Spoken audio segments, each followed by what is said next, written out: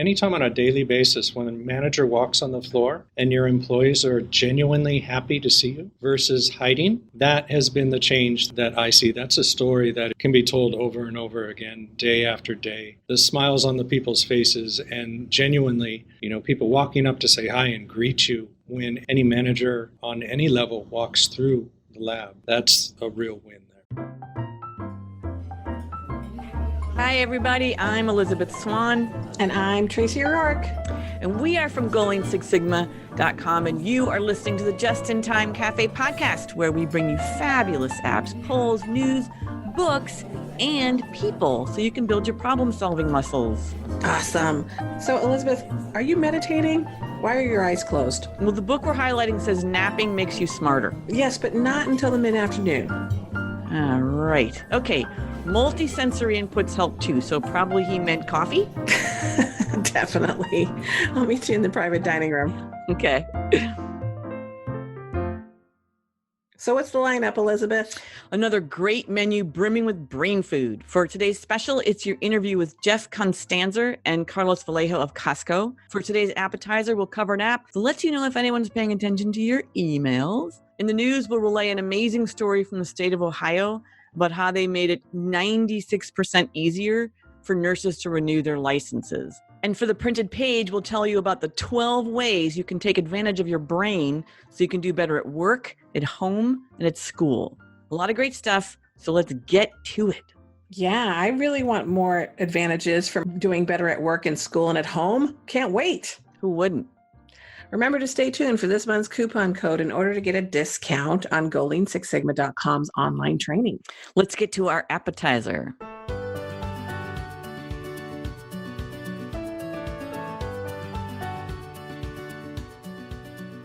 So this is a great app because I definitely need to know if my emails are just sitting in people's inboxes and if people are ignoring me.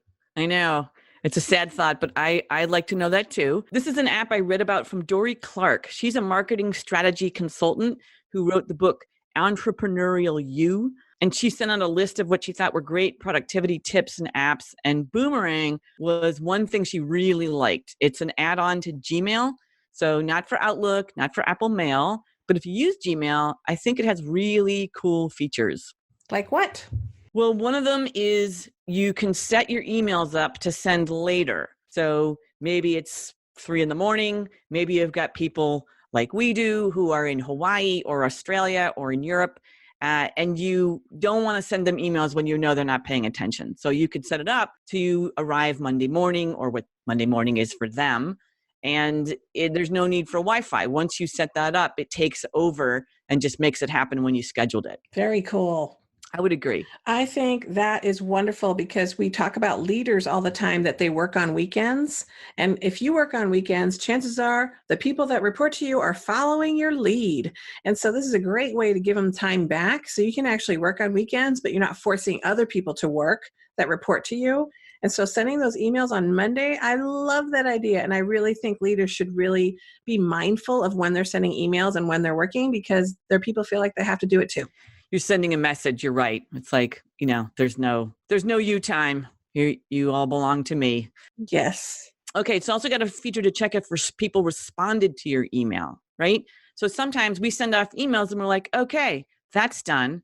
But honestly, we're usually asking a question or we're taking a step or looking for an action item to be completed. So we need to know if people actually responded to that. So this checks, if you set it up, it will check to see if people responded. Like maybe you're working on a project, trying to do some improvement. You're trying to give some information to sponsors and say, I tweaked the goal statement. Is that okay with you?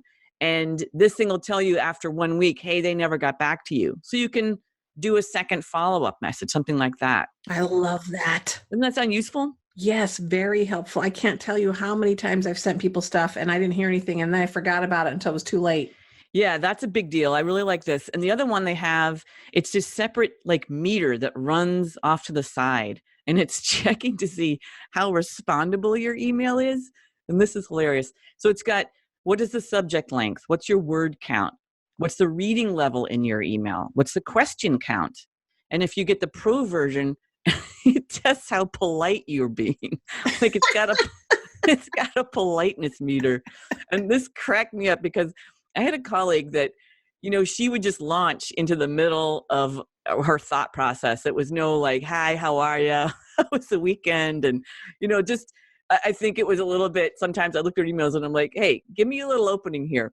So I gave her that feedback and she said it was really helpful. She always started off with a, hi, just checking in, but it was a little bit of politeness, right? So this thing checks if you're being a little brusque, and that's helpful. If they get a better version, like Better Than Pro, like Ultimate Pro, I really hope that they have a meter for how productive meetings are so that you get a response saying that meeting that you held, that wasn't very productive. And here's what you can do to make it better. Yeah. Yeah. Well, let's see if that app gets constructed after this episode. You can also select an email to read later. And this I like because the rules around emails for those that deal with a lot of emails are do, defer, delete. Can you do whatever this email is asking you to do right then just do it. If you need to delete it, it's just message for you or it's information you don't want, you can delete. But defer is tricky, because what does that mean? Are you going to then put it in your calendar? Defer could set you up to be looking at emails multiple times, which is a waste of time. But this gives you a chance to actively say, I don't want to read this right now. I want to read this at 4. Or I want to read this tomorrow morning. That's when I'm going to do whatever it is it's asked me to do. That's kind of cool. I really like that too. We can always learn how to prioritize emails because there's some things that people say, hey, you should read this. This is a great tip on marketing or running a Kaizen event. And I don't have time at that moment to read it, but I kind of would love to read it on a Saturday morning when I have a little more time to absorb some of that information. Yeah. I can see applications to working on processes. There's a lot of people involved. You need to keep them updated. You can check if people clicked on links you sent. That's also helpful. Find out what people find useful from you or not useful if no one's checking on it. Or it might be something you really need them to check on and you can say, hey, people, no one's opened this and I need your response on this. So anyway, all the way around, I thought this is a pretty cool app. I really like it. I'm going to try it. Thanks for that, Elizabeth. Absolutely. I'm Tracy O'Rourke, and you're listening to the Just in Time Cafe podcast. Up next, it's Lean Six Sigma in the news.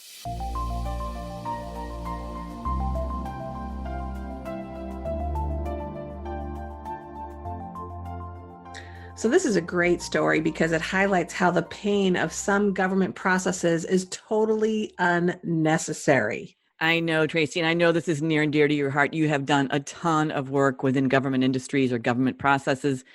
And this is also great news for all U.S. citizens. When one state succeeds in applying process improvement, the message is that any state could do it. And this latest story is from Ohio. It's about making life easier for nurses, which is a good thing to do. And the state of Ohio put out a great video. This is narrated by their executive director at the Ohio Board of Nursing. Her name is Betsy Kuchin. The issue they were dealing with was that it took 100 days to process a new nursing license. And you think about just the need for nursing in hospitals and the dearth of nurses. And here they are, making it take 100 days to process a new license. And then, even worse, it took 194 days, so basically double that time, for existing nurses to renew their licenses. And they had 280,000 licenses last year.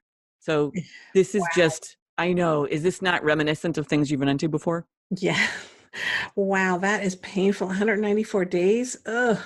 You better start now for 2019. Yeah. And the process improvement effort resulted in them getting the new license process down to 12 days and renewals down to 8, which is incredible. I mean, those people must have been just dancing. Like, what a painful thing. So one big issue was, this is just something we all deal with, IDs and passwords. You know, if you memorize something like your social security number, that's always at the, right on your mind. You can rattle that off.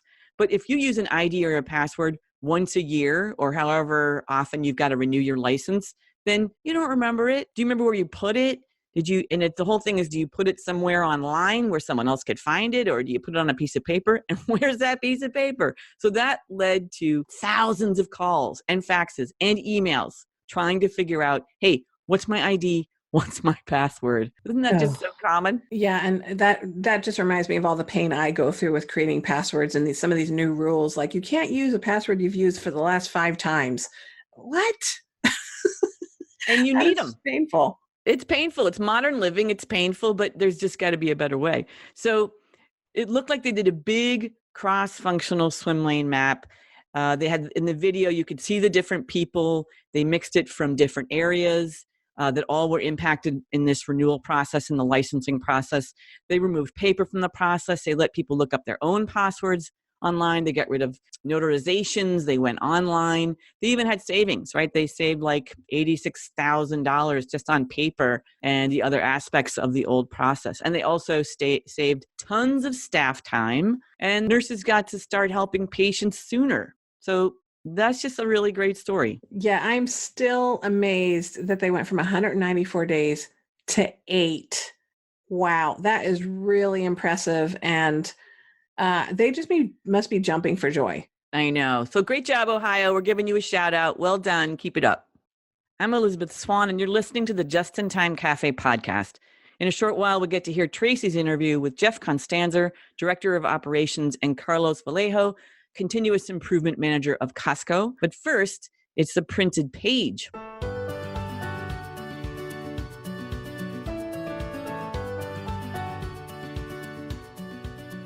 Books like this are great because they give you the why of how we behave, and you can use the lessons everywhere. It's so true. The book is called Brain Rules by John Medina. It came out in 2014, but it's so fundamental.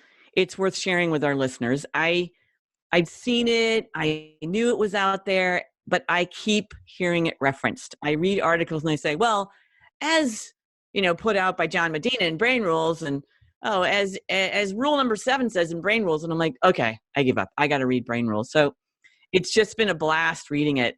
It's not specifically about process improvement, but there's tons of application to problem solvers, right down to where in the brain you solve problems, or what kinds of ways you deal with your brain help you solve problems. So John Medina is a molecular biologist, so he really tells you exactly how the brain works. I mean, I was sitting there going, okay, there's a amygdala, there's the medulla, there's the brain stem, there's something called I guess the brain stem is the lizard brain. Anyway, very fun words. But so it gets technical, but he's funny and he works very hard to make it accessible. So it's incredibly readable. I love this rule. Number 7, it's repeat to remember. And then he's hilarious because he's clearly repeating at the end of each chapter. He goes, okay, here's what we just talked about, right? And there's other great nuggets like the 10-minute rule, which is helpful for you and me, right? Because in learning, they found that people within 10 minutes, they start to get bored. And it's basically that historically our brains are used to a lot more stimulus. So if you're in a lecture within 10 minutes, if the lecturer hasn't done something to challenge you or to change the pace or to put a puzzler out there or to just implement some new thought, then you lose people, which is important for you and I to know, because we don't want to lose people, but that's great for understanding learning, right? Absolutely. And this is actually very timely for me that you're talking about this book, because I have a 15-year-old and I think I'm losing him. Yeah. I think I lost him a long time ago, and he's struggling with his grades right now. And I think it would be, but what I'm observing with him is his study habits aren't great. And that's something I can help him with if he lets me. So I am going to review this book again and see what we can leverage for a 15-year-old who needs better study habits. So I appreciate that. Well, one thing is repetition, Tracy. So don't worry if you're telling them the same thing all the time. That's the only way things get planted in our memory. And sometimes it takes years. Isn't that wild? Don't tell me that. Don't tell me No, that. but that's good. It just means keep it up, man. At the end, you're going to have this awesome functioning member of society. But right now, you have a teenager and I got a teenager. He is so done with his parents. Those are just the rules. That's the way it goes, Tracy. So this is a fascinating book. Please don't forget to read my full review on our website. And just a reminder, my reviews are book reports. And it really came to me when I'm reading this book that when he talks about how our brain works, that's why I write these in-depth reports, because that's the only way I can remember what I've read, right? How often do you read a book? Someone asks you like, a month later, what'd you read? And you might get one concept that you could relay. So this way I get down exactly what I learned from this book. And then I go back and sometimes refresh, like, tell me again what I learned from that book. And there's my review right there. So anyway, that's my plug for it might be helpful for you too. And see, Elizabeth, so this is something you're doing to help you remember what you learned, and you're sharing it with the world. Just so generous. We love that.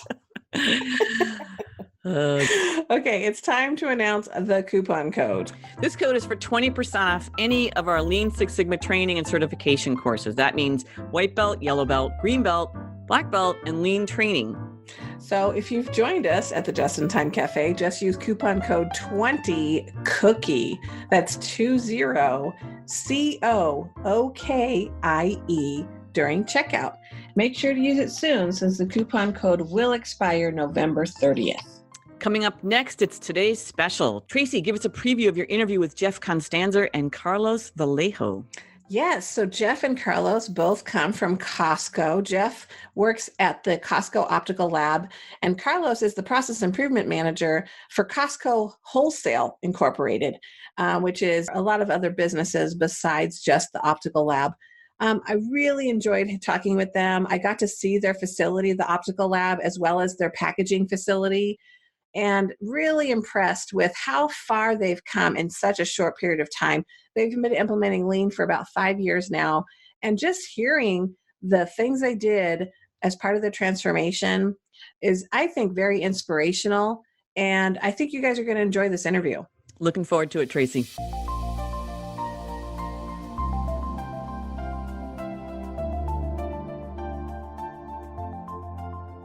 Okay, I'd like to welcome our guest for today's special, Jeff Constanzer and Carlos Vallejo from Costco Wholesale Industries. Welcome to the Just in Time Cafe. How are you both doing today?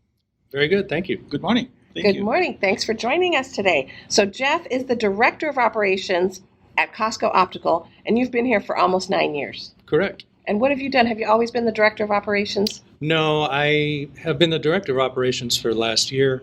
The 7 years preceding that, I was the Assistant General Manager. Okay. And Carlos is the Continuous Improvement Manager also at Costco, and you've been here for 26 years. You don't even look old enough. Oh, no. I have my years. And what have you been doing in these 26 years here at Costco? I have the fortune to work for the 4 factories that we have in Costco. We belong to a group that's called CWI, Costco Wholesale Industries. We do have 2 meat packaging plants, one in Tracy, one in Chicago. We do have 2 packaging facilities, one in Otay Mesa, one in New Jersey, and 2 optical labs, one in National City, one in Seattle. So I've been working my 6 years ago at Costco. I did work only for CWI. I had the fortune to work in all 6 locations. Wow. So in your current roles, are you working in all of those locations and managing all of those, not just the optical labs? Correct. Thanks for spending some time with me today for a cup of coffee. So we're talking specifically today about Costco Optical, but if you have any other stories about any of the wholesale industries that Costco has, we'd be happy to hear that as well. But we're actually sitting right now in National City, California, in the manufacturing facility it's 1 facility out of 2 in the United States, and this facility with the other one produces all eyeglasses sold in all the stores, in all the Costco stores. Correct. And you're doing 10,000 pairs of glasses just in this facility. Just in this facility, our sister lab does the same amount. So 20,000 per day. And you also have very low breakage because of your lean efforts. You went from 12% 4 years ago of 12% breakage to only 5% breakage now. Correct. And that has saved you millions of dollars. Definitely. Definitely. And it saved us a lot of money and got the glasses to our members much quicker. Much quicker. How much quicker? Well, the normal time in the lab before we started our lean journey was around 5 days and maybe up to 7 to 10 days to the member. And now we are trending at less than 2 days in the lab and less than 5 days to the member to receive their glasses. And are you attributing that to your lean efforts? Definitely. And is the other facility also performing at that same level? They are now, yes. Wonderful. So this facility in particular, you have 750 employees, and also at the other lab? Yes, And they're both 24/7 operations. correct. Okay. So tell me, what was the reason why you decided to implement Lean 5 years ago? The reason was we we were drowning a little bit. Our business, we were getting a bad reputation. We weren't putting out as quality of a product, and the members were having to wait too long for it. So they were saying, well, I can get glasses somewhere else quicker. And so we were losing market. So we knew we needed to do something different. We knew we needed to make a drastic change and make improvements in our process in order to get those glasses to the members quicker. And how did you embark on that journey? What was some of the first things that you guys did? We started Lean at the packaging facility in Otra Mesa 9 years ago. And we did train all 6 locations over the years. And the packaging facility was probably the best performer. Talking about Lean, and the optical lab was struggling, like Jeff says. Well, that was on the last. So it was 5 years ago when there was a change management, how do you call it? Mm-hmm. And that's when I came here to work full time. It was like around 4 years ago, 4.5 years ago. And that's how we started Lean journey here. And so now you actually participate in the San Diego State's Lean Enterprise program, where they bring students here every semester to tour this facility. They have a class here, and then we will offer a tour for the students. Oh, nice. Yeah. So you guys have had tremendous success. I mean, so when I had the pleasure of going through the tour here at the optical lab, and I was so impressed with what I saw. The people that are engaged, the frontline employees, as well as some of the supervisors are doing some of the tours, which is great. They're so excited about it. And you have results. I mean, you went from 12% breakage to 5% breakage. So how did you guys do that? Because most people would think that it's a very fast transformation in 5 years, especially when people think Lean transformation is, career-long journey. So what was it that you think was working really well for you guys? I would say it was the change management. Because normally if you try and implement something totally different from traditional production, like Lean, into any kind of business situation, nobody likes change. When we bring in a new general manager and a Lean champion to teach, everybody expects change. They know there's going to be change, different strategies, different philosophies. So they were more open to the fact that we were going to be doing something different. So there was a little bit more trust there, I think. It took time. The first year it was hard. Yeah, it was hard. What was hard about the first year? Like Jeff mentioned, getting the trust from the employees. What were they afraid of?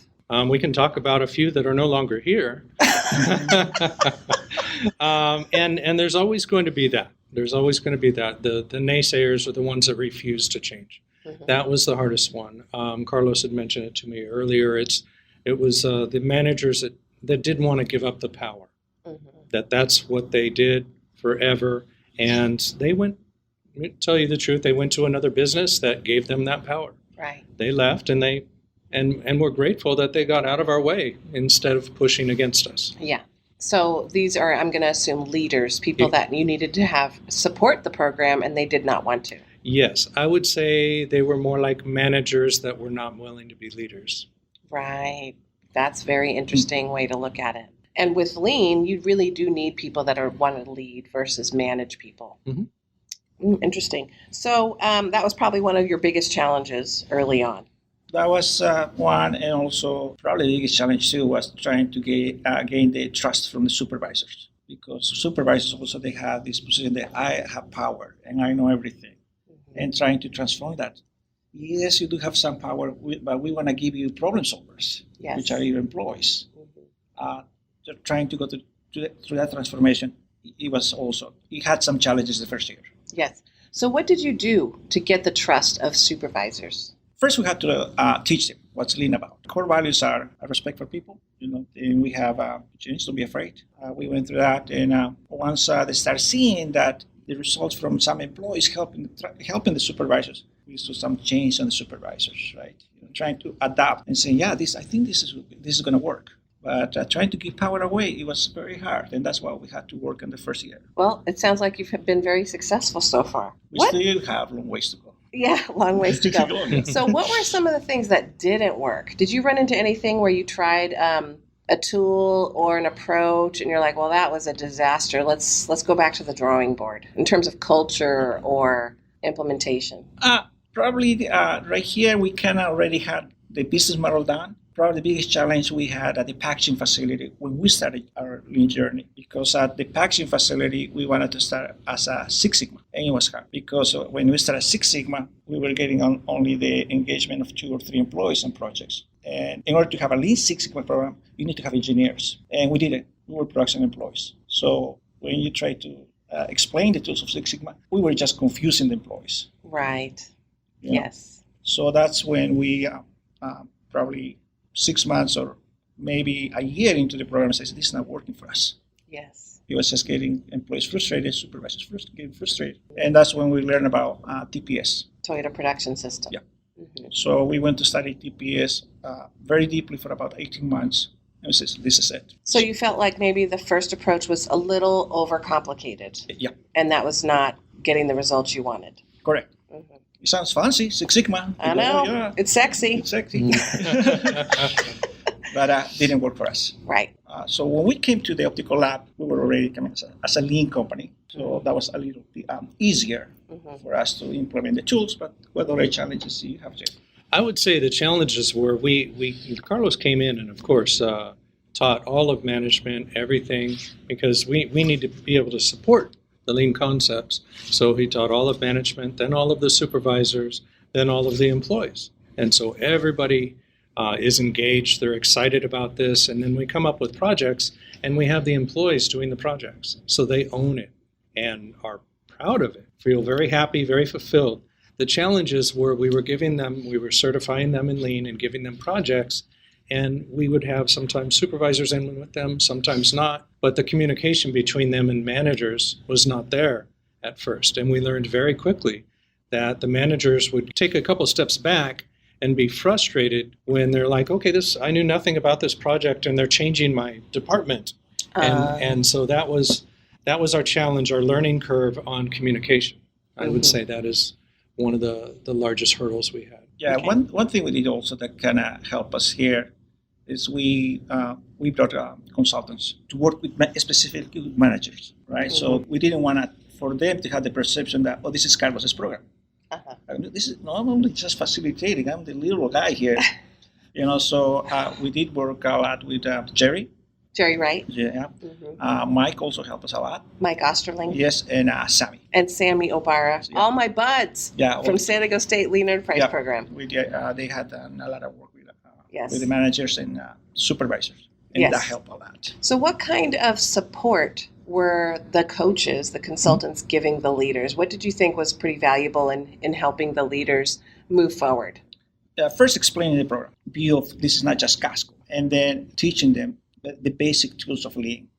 And when I did talk to all three of them, several occasions, our focus was respect for people. This has to change the way we're conducting the business. So all three of them focus on teaching respect for people, Kaizen, continuous improvement. Once the managers learned what Lean was about, it was a little easier for us to start our journey. So it was really just teaching them tools and engaging some of the employees, showing respect for them, and how you do that, leveraging some of the tools and some of the Kaizen events, as you said. Yes. And then, this last year we've been concentrating even more so on that because that's never ending. But people-centric leadership, the servant leadership, and showing and teaching the managers the value in that. And they actually see the rewards of leading in that fashion. How do you bring this into hiring new leaders? Is this something that you are cognizant of when you have new managers coming in and you're sort of assessing their ability to be a servant leader? Yeah, but the business has been growing, and we had the need to promote more supervisors, right? And our main focus for new supervisors, number one, have connection with employees. Number two, showing respect for people. And number three, willing to learn. The rest we can teach. Because the way we see it is you can hire the best expert in optics. But what if this guy doesn't respect employees? Yeah. Mistreats employees? I don't want that as a leader. So for us, our three core values will be must have connection with employees, show respect for people, and willing to learn. The rest we can teach. We can teach. It doesn't matter how good you are at building optical lenses or guy glasses. It doesn't matter. And I think that's what's interesting is there's a lot of organizations, that's how you get promoted. You're really good at what you do. You're so good at it, they're going to make you the supervisor. But you don't know how to supervise people. And then it's horrible. Correct. Yeah, And before this lean journey 5 years ago, that's, as we were growing and the need was there, that's how we recruited our managers. We went to the outside, and now we recruit from inside. That's wonderful. Well, what Jeff was telling me was 5 years ago when they have postings for supervisors or managers, no one signed up. None at all. Oh, Nobody really? wanted to be a part of what they saw as the problem. So Right. they didn't want to be a part of that team. Uh-huh. And now we put up a posting for a position as a supervisor or a manager, and we have to spend days interviewing because there are so many that want to be a part of this. You know, there's a lot of talk in hiring and management. There's a lot of discussion about millennials and keeping millennials. And, you know, to me, the management style of lean, really anybody should want that. But they're saying that if you don't have that, millennials just leave. Do you have a high percentage of millennials We do. in your 750 employees? Yeah. What percentage would you say is millennials? I would probably say close to 50% Yeah. are 50%. millennials. And from the new hire supervisors that we hired in the last 3 years, probably all of them have been millennials. Mhm. Really? That's great. Do you have any stories that come to mind? You know, our audiences always love to hear stories, either learning, lessons learned, or employee recognition, or I would say, as a generality, not a specific story, but anytime on a daily basis, when a manager walks on the floor and your employees are genuinely happy to see you versus hiding, that has been the change that I see. That's a story that can be told over and over again, day after day. The smiles on the people's faces, and genuinely, people walking up to say hi and greet you when any manager on any level walks through the lab. That's a real win there. what would you Yeah. say, Carlos? We've been in business of Optical Lab for 27 years. How long is the lab? 89. Yeah. So we do have a few supervisors that have been 25 years or more. So when I came in here 4 years ago, these employees that have been, they are supervisors and been in the company for more than 25 years, they hated me. They hated you. Yeah. I can't They see why didn't- anybody would hate you, Carlos. They But didn't, go ahead. they didn't like the change. Uh-huh.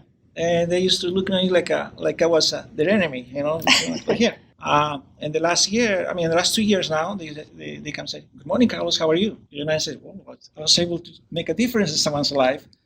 To me, that's a win. And the biggest satisfaction for me will be when your employees go home happy. That doesn't Yes. have a price. You see them going happy, and as they're going home, goodbye, Carlos, see you tomorrow. Shaking hands and all that stuff. That says we're doing something right. You take care of the people, the rest will come out. You can have the best equipment on the planet. You can have the best process on the planet. But if you don't have engagement of the employees, it has zero value. And it has come a long way.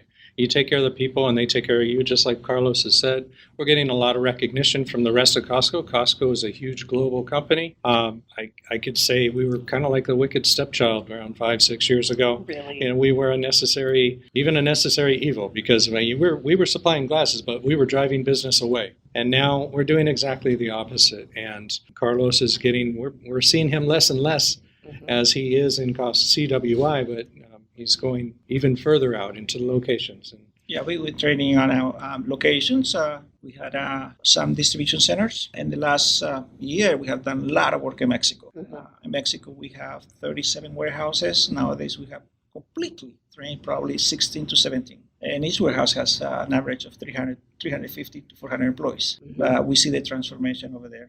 One success story will be the one Costco location in Tijuana. Warehouse manager called and says, what is this Lean program about? So we briefly explained to him what the program was. And he got really interested about the program. So he goes, what I got to do to get my employees trained? Nothing. We just need your commitment. And keep us employees in small groups so we can train them. The basics of Lean. They've been in this journey for about 2 years and a half, maybe. They were in sales, they were number 20, 21 out of the 37 warehouses. Nowadays, they're top 10. Very Number nice. 8, number 9. It's a different location than the one I saw 3 years or 4 years ago. Yeah, same things happening in Mexico, and we do some training, also locations. I think we're going to Canada very soon. We have a distribution center and a bakery over there, so we'll be training those employees too. Wonderful. So what kind of advice would you have for someone in a director of operations position or someone in a continuous improvement management position at another organization? If they were just embarking on their Lean journey, what advice would you share with them? for myself, I would say be very open, be very consistent. Definitely get everybody in management involved and on the same page first, and let them know the direction we're going, that there isn't an opportunity to go a different direction. Just get very consistent, and first thing, just start engaging your employees and asking questions, asking them. And when you ask an employee their opinion, that translates to you care about them. And that's what the biggest change will be. And like I said, the consistency is huge. So we ask our employees every day, what do you need? What do you think about this? Even if we know the answer, we're asking them. So I would say it's definitely a shift, but it's very much worth it in the end. It's very rewarding, both from a profit standpoint and just a feel good. I like that advice because it really is changing your behavior as a leader. Really, it's one thing you can do differently about how you're behaving that can help move towards a lean journey. Yeah. How about you, Carlos? What would you say? For continuous improvement leaders, my advice will be it's hard. The first year in any factory or warehouse or people that we have, the first year is hard. Mm-hmm. So my advice will be don't give up, because you keep going, you will see the results. 2 years, 3 years, and that's rewarding. Good. That feeling. It's much larger than a paycheck. Yes. That you were able to make the difference. I like it. So as a result of this podcast interview and as a result of your success, you're probably going to have people wanting to come tour your facilities. So how might they be able to do that? What would you suggest? You have my email. We are open to tours here. We have tours every 15 days. We also give tours to competition. You give tours to the competition? We do. And yes. Why do you do that? There are several things. Actually, it's a mutual agreement. We go to their facilities and then come to our facilities. And but if you ask our employees, it goes two things. If the competition improves, who benefits? A customer. It benefits a customer. For us, is if the competition improves, what you must do? Improve it again. And we like to drive crazier competition, because you were here 4 weeks ago. Yep. You walk the floor today, change after. We have changed things. And that's why I tell employees, if the competition or someone comes 2 years later and they see the same process, exactly the same, we're doing something wrong. So it's a constant change for us. Mm-hmm. Yeah, I'm afraid of going on vacation. Last week, I was out for a week, came back and changed it again. Wonderful. So, Carlos, what is your email? Just go ahead and say it to our 350,000 listeners. C. Vallejo, V as Victor, ALLEJO @casco.com. Good. And we will also have it on our website as well. So I want to thank you, Jeff and Carlos, so much for joining me at the cafe today and speaking about your journey so far. I think it'll be very inspirational for folks. I think what you guys had said is amazing. And yeah, the employees are happy, and that is a side benefit, I guess you could say, for being profitable the right way. So thanks for coming today. Thank you. Thank you. Tune into our next webinar where I give you some improv tips for business. I used to belong to Improv Boston, and although it's been a long time since I was on stage, I've never stopped using improv. I'll let you in on how it provides keys to success, collaboration, creativity, and more. Also, this month's Wonder Woman of Quality is Crystal Davis. She's a lean powerhouse who has her trademark crystallizations. She's inspiring, so please check out her superhero infographic. Also, check out this month's success story. This one is from a child care nonprofit on Cape Cod, Massachusetts, where Laura D'Angelo managed to increase enrollment in their teen parent program, inspiring women doing great things for families in need. Next month in November, I'll be at the AME conference in San Diego, and Costco is hosting a tour of their optical lab as one of the tours you can sign up for. So if you can, join the tour and see for yourself what Costco is doing to build a lean culture. And join us for our next episode where I interview Alicia Saki, the Chief Operations Officer of Feeding San Diego. Psyched for that, Tracy. Thanks for expanding your mind with us here at the Just in Time Cafe. Join us again in 2 weeks for more mind expansion.